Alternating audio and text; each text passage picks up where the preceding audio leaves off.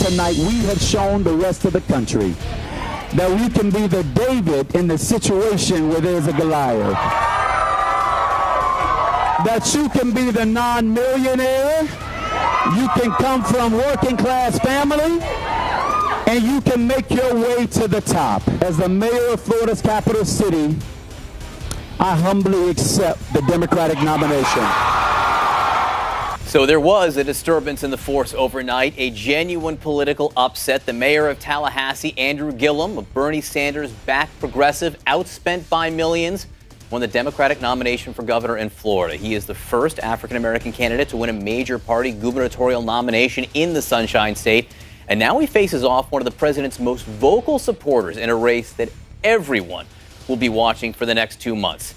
Andrew Gillum joins us now. Mayor, first of all, congratulations on your victory. I know you'd been saying that you could pull this off. Not necessarily a lot of people believed you. So take me to that moment last night when you finally got confirmation that it happened. What did that feel like? Well, John, it was incredible. We had been working for 18 months tirelessly, really moving around this state in retail fashion. We didn't have the financial resources to be on television.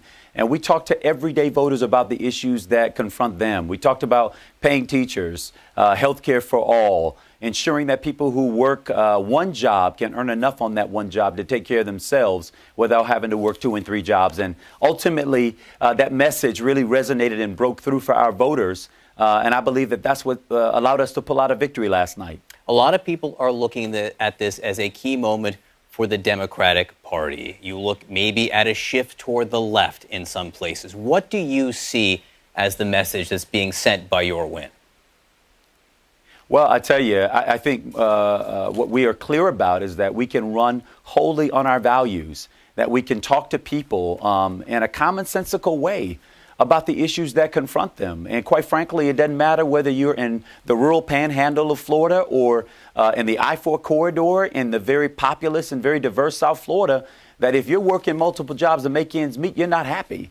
If you're worried about your next illness driving you into bankruptcy, you're uncertain about that and uneasy. If you're seeing the toxic algae blooms that are flowing out of the east and the west side of this state, killing off sea life and also impacting our quality of life, you're also pretty upset about that. And so what my candidacy offered was, quite frankly, a foil for all those issues to say, you know what, we can talk about those things, excite our voters, and give them something to vote for and not just against. In a Democratic primary, the question is, will it work in a general election? And they're coming for you.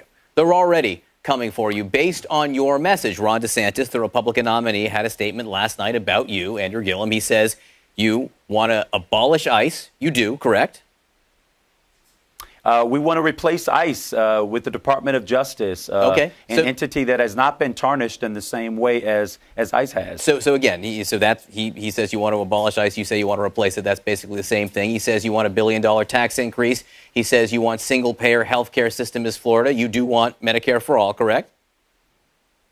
I am a champion for treating health care as a right and not a privilege. That's absolutely right.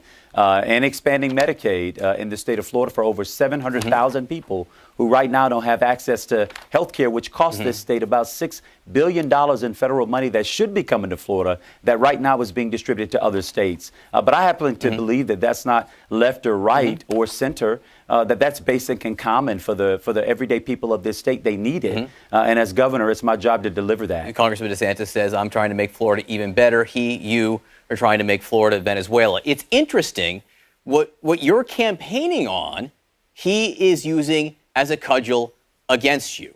You're campaigning on wanting to abolish ICE. You're campaigning on single-payer health care, and he's using those very things, just saying, yeah, this is what he says, and because he says that, I'm going to win in Florida. It is interesting. It sets up an interesting race. Well, I'll tell you, I think when given the choice on November 6th, everyday Floridians, 44% of which say that they cannot make ends meet at the end of the month, those who rank health care as the number one concern because they're terrified that if they get sick, they can't go to work. If they can't go to work, they can't earn a wage. If they can't earn a wage, they can't pay their bills and they're put out. That's the everyday lived experience for far too many people. We've got to create an economy, again, in this state that works for more people. Low wage is not going to work for the future of Florida. Florida's future, its greatness depends on us tackling some of these problems that make us an attractive state to call home. So part-time resident Donald Trump, the president of the United States, is a big supporter of Ron DeSantis. You know the president will play in this election. Are you scared of the possible influence he'll have? No, I mean, Donald Trump and Ron DeSantis are both scraping from the bottom of the barrel. I actually believe that Florida and its rich diversity are going to be looking for a governor who's going to bring us together, not divide us, not misogynists, not racists, not bigots. They're going to be looking for a governor who is going to appeal to our higher aspirations as a state, who is going to talk about what it means to build a Florida that makes room for all of us and not just some of us. DeSantis can do the bidding of big business and big lobbyists and Donald Trump in his divisive rhetoric. I'm going to be here to do the business of the people of the state of Florida. That's the job of the governor of this state. It won't be your job if you are elected governor, but do you think the president should be impeached? I absolutely do. I think he's already incriminated himself by interfering with the Department of Justice, firing Jim Comey, of whom I'm no fan of, but basically obstructing justice. And ever since that time, he has only driven deeper down a pretty dark hole, not only for himself, but for this country. Do you think Democrats should run on a platform of impeachment? No, I mean, I think Democrats ought to run on a platform of what we're going to do for the people of our state and for the people of this country. I'm not running on a platform of impeachment. I'm running on a platform that says we're going to create opportunity for everyday Floridians. And I think that's what's most important in what we're going to do in order to prevail on November 6th. One of the issues that is a national issue, and we see it across the states, is the idea of draining the swamp, getting rid of corruption in politics. And there is, we understand, an FBI corruption probe into City Hall in Tallahassee. You have said you are not a target of this investigation, but your campaign has been up front for the last several months. This has been something that created problems for your campaign. Do you fear that there could be some indictments that come out to people who are close to you over the next couple months? Yeah. Well, as we've said all throughout the course of this race, I've wanted people to measure me on my merit, on my actions, on my qualifications for the position. What I've never done in my 15 years of public service is ever compromised on my values.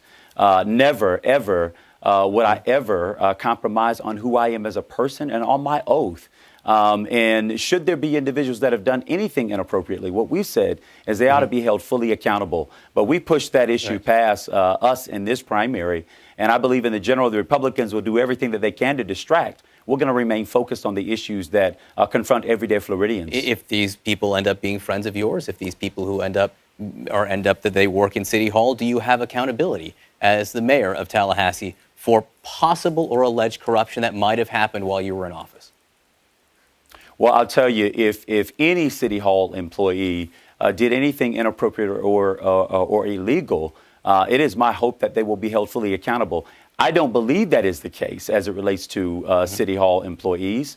This investigation seems to have centered around an individual. And if that is the case, obviously everybody ought to have their day in court. And justice ought to prevail. It's my highest intention to ensure that the values that we hold as a community are the ones that stay foremost in front here. And that is the hardworking people in our government that have made us a world-class community. And I believe that we'll see ourselves through this, and my community will be better for having arise out of the challenge. When we talked to you last night, when Don Lemon talked to you, I know Bernie Sanders had been trying to reach you overnight to give you a congratulations. He endorsed you late in this race. Did he finally reach you? Did he have a chance to talk to the senator? You know what? We ended up trying to get a call scheduled for today. I'm looking forward to speaking to the senator. I was so honored to have his support in this race. He came in right on time for us, I have to tell you, and helped to catapult us forward.